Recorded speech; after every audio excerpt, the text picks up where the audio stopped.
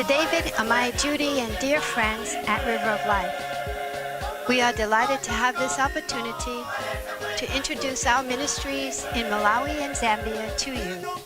And we are so grateful for your partnership in this ministry. Through community health evangelism, we mobilize and train volunteers who minister the love of Christ through home-based care, children's health and feeding programs, and HIV/AIDS testing and care. Through tabernacle evangelism, we facilitate a partnership between the American church and the Malawian and Zambian churches, thereby providing them a ministry center from which they can reach their communities with the life-changing and liberating gospel of Jesus Christ.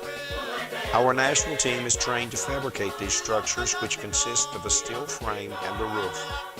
The local congregation then completes the building. In addition to serving as a worship center, they often serve as centers for community schools, health, training, and other outreach ministries.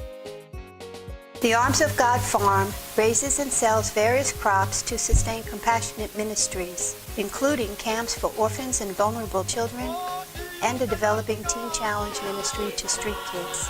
Several group homes have been erected, and we hope to see this ministry go forward in 2014. Over the 40-day period between his resurrection and ascension, Christ met with his disciples on various occasions and repeated his command for them to go into all the world. On his final meeting with them, he once again repeated the command, but on this occasion he instructed them to wait for the promise of the Father before going. It was necessary then for his sent ones to be baptized in the Holy Spirit, and it is still essential today. Through our Pentecost with Purpose initiative, we are working with the national leadership to instill a renewed passion for Pentecost that will mobilize the Zambian and Malawian churches for the mission of God.